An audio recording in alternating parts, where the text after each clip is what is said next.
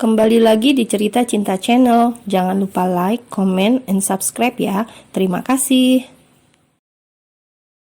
Darahnya mulai berdesir, naik perlahan sampai ke ubun-ubun. Rupanya ada yang bergejolak dalam diri pria tersebut. Kalau dibiarkan terus begini, mungkin Levia akan menjadi korban. Tidak mau melakukan hal buruk pada Levia, Dirga langsung bangkit. Pria itu melangkah masuk ke dalam kamar.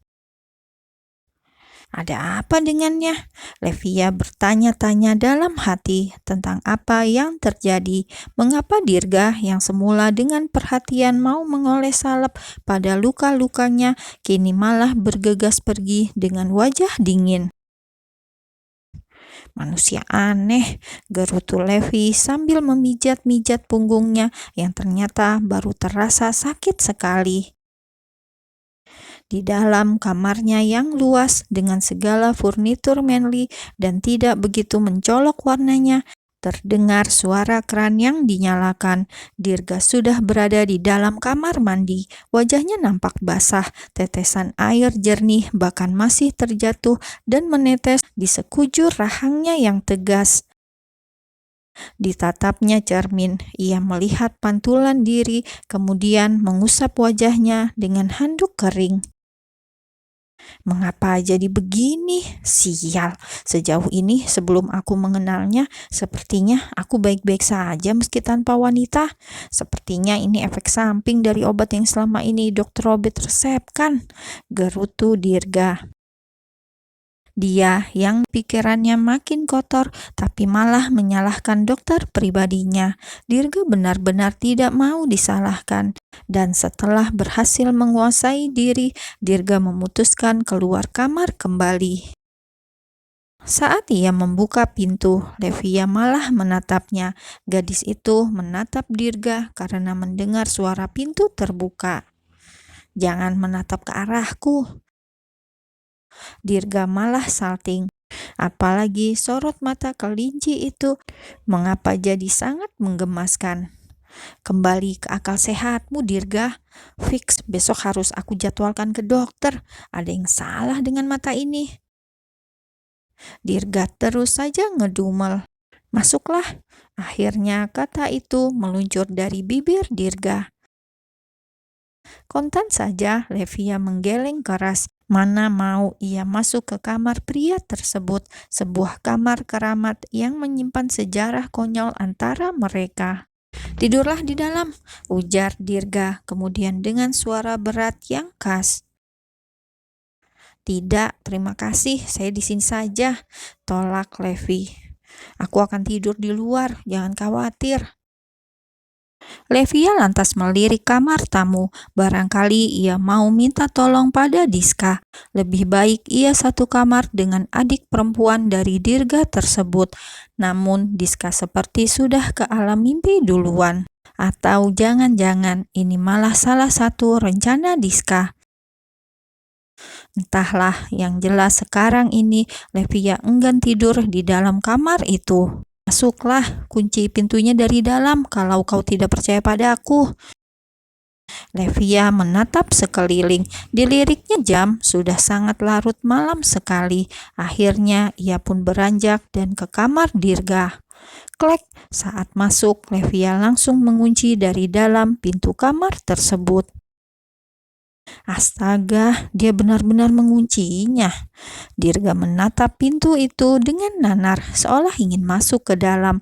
Tidak mau semakin kacau, Dirga ke dapur. Ia membuka kulkas dan mencari minuman dingin untuk mencairkan gejolak jiwanya yang sejak tadi ditarik ulur oleh Levia. Padahal Levia diam saja, tapi diam saja gadis itu sudah membuat pikirannya kemana-mana. Sepertinya ia memang butuh dokter. Diska mengerjap, tidak terasa sudah pagi saja. Sadar bahwa ia semalam meninggalkan sang kakak dengan seorang gadis, Diska buru-buru turun dari ranjang. Gadis itu membuka pintu dengan pelan, ingin mengintip. "Kok sepi?" batin Diska dengan kepala separuh menyembul di pintu. "Pada kemana?" Wangi apa ini? Harum banget. Diska pun ke dapur. Dilihatnya Levia sedang membuat sesuatu. Wah, pintar masak juga, Mbak. Aromanya sedap banget, komentar Diska. Levia hanya menoleh, kemudian mengambil piring untuk Diska dan Dirga. Mas Dirga kemana? Di kamarnya, jawab Levia canggung. Semalam Mbak tidur di mana? Pancing Diska. Kalau aku jawab di kamar, jangan-jangan Diska malah salah paham. Aduh. Tidur di kamar, sela Dirga yang terlihat fresh dengan rambutnya yang klimis dan sudah maskulin. Pria itu baru keluar kamar, tapi sudah membuat orang salah paham. Astaga, Mas Dirga, apa sudah tidak tahan? Ya ampun, lihat rambutnya bahkan basah. Diska seketika menatap jengkel pada abangnya. Ia kira Dirga sudah macam-macam dengan Levia semalam. Ada apa itu dengan matamu? Sindir Dirga sambil meregangkan otot. Tidur di sofa membuat tubuhnya jadi serasa kaku. Habis main-main rupanya Mas Dirga. Awas aku aduin mami. Diska masih komat kamit sambil melotot. Protes Dirga yang ditatap tajam oleh sang adik.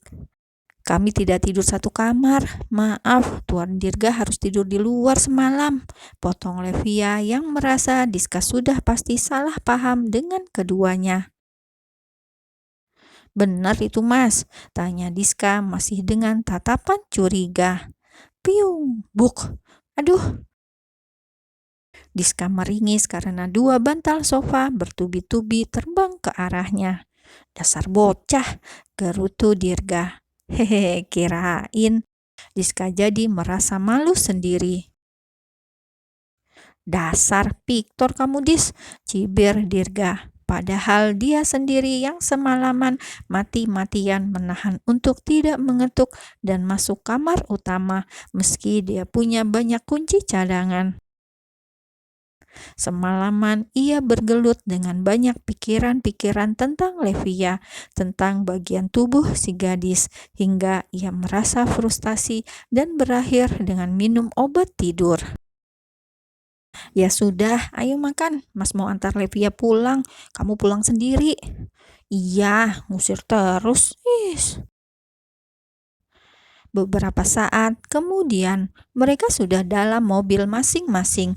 Diska pulang duluan ke rumah, sedangkan Dirga dan Levia mereka menuju ke kediaman Levia.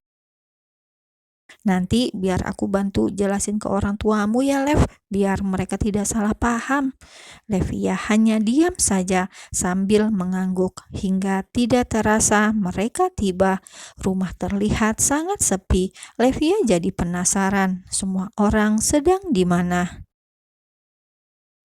Mah, Mama, tok tok tok, ting tung. Kemana mereka? Sepertinya rumahmu kosong, Lev, komentar Dirga sambil mengamati sekitar rumah. Gak mungkin, Papa pasti di dalam. Papa gak pernah keluar rumah. Benarkah? Levia mulai gelisah. Gadis itu kemudian berlari ke samping. Levia ternyata masuk lewat jendela yang terhubung ke dapur. Lev, ngapain kamu? Levia merasakan firasat yang buruk. Gadis itu hanya ingin masuk ke dalam rumah. Levia, panggil Dirga saat Levia sudah masuk duluan. Ingin menyusul, tapi lubang kurang besar. Alhasil ia hanya bisa mengintip. Pah, teriak Levia. Dirga spontan memanggil nama Levia kembali. Lev, ada apa Lev? Tidak tahan, Dirga akhirnya lari ke depan. Pria itu berkali-kali mencoba mendobrak pintu rumah Levia. Dan untuk percobaan kelima, pintu akhirnya jebol. Brak! Lev! Gadis itu meraung histeris melihat papanya yang sudah tersungkur di bawah ranjang di kamarnya yang gelap tersebut.